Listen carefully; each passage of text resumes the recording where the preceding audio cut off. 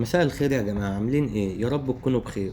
اليوم هنعمل وصفة دجاج لذيذة جدا جدا، جربوها على ضمانتي. عايز انوه عن حاجة، انا مش بعمل اي وصفة يا جماعة غير لما تكون متجربة مرة واتنين وتلاتة كمان. انتوا مش متخيلين احنا بنعمل ايه عشان نطلع حاجة تليق بيكم.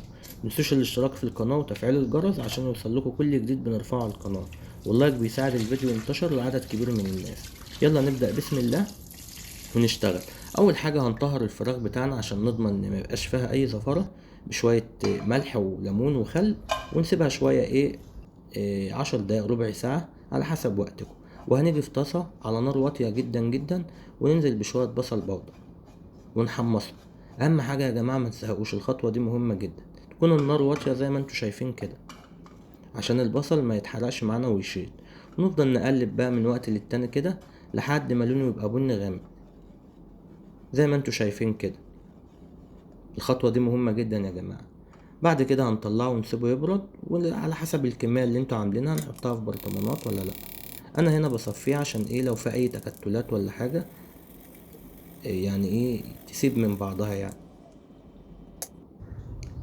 خلاص عملنا البصل، هنجيب فلفل بقى، فلفل احمر اللي هو حار اللي هو الناشف ده، في اللي هو الطويل وفي اللي هو المدور دوت الصغير، وهننقعه في شوية مية لمدة ساعة لحد ما يبقى لين معانا كده. وبعد كده هنهرسه جدا، هيبقى هرسة الفلفل عارفينها انتوا. بس كده ممكن تعملوا كمية كبيرة وتحطوها في التلاجة. انا عملت على قد الكمية اللي انا هستخدمها في الوصفة دي. انا هحتاج معلقتين بس، وما تخافوش مش هتخلي الوصفة سبايسي قوي. بعد كده هنيجي فوق على النار وهننزل بشوية اي مادة دهنية، ممكن زيت ممكن سمنة ممكن زبدة لو انتوا حابين. وهننزل ببصلة متقطعة صغير زي ما انتوا شايفين كده، وهنفضل نقلب فيها بقى لحد ما تدبل معانا بالشكل ده. هتنزل ميتها وتبقى دبلانة كده، يعني ما نحمرهاش، تدبل بس عشان لسه هننزل بالدجاج عليه. بعد كده نزلنا بالدجاج بتاعنا ونزلنا بالملح والفلفل والكمون والكركم وثلاث فصوص توم متقطعين كده ايه زي ما انتوا شايفين شرايح، وهنشوحهم بقى مع بعض.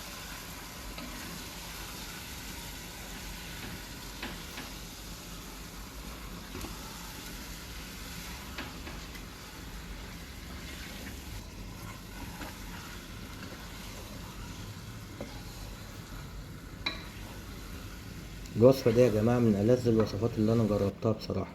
المطبخ اليمني ده خطير.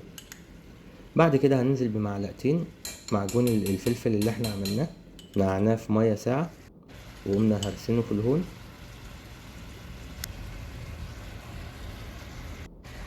بعد كده هننزل بحبايتين طماطم متقطعين صغير، وهننزل بمعلقة من البصل اللي احنا حمصناه.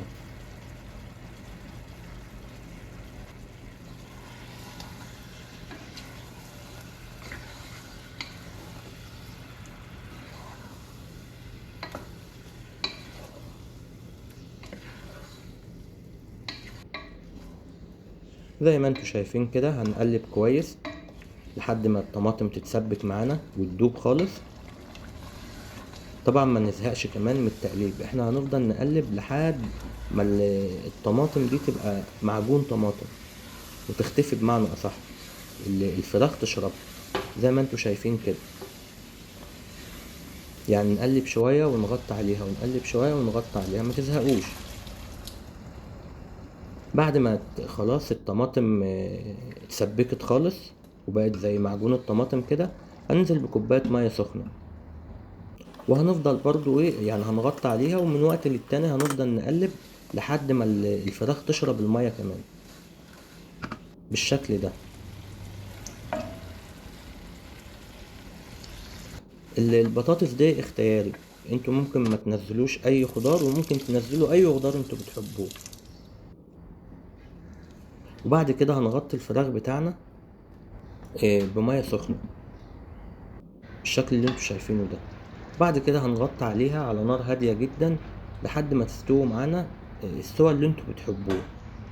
هي في الغالب هتاخد من 15 ل20 دقيقة. ما تنسوش ان احنا شوحناها كتير في الاول، فتقريبا استوت نص سوا. يعني تقريبا لو هنحط خضار لحد ما الخضار يستوي كده، وهتكون جاهزة معانا. الوصفة دي يا جماعة هتفوق توقعاتكم، ولازم تجربوها، وجربوها على ضمانتي هتعجبكم جدا. والسلام ختام.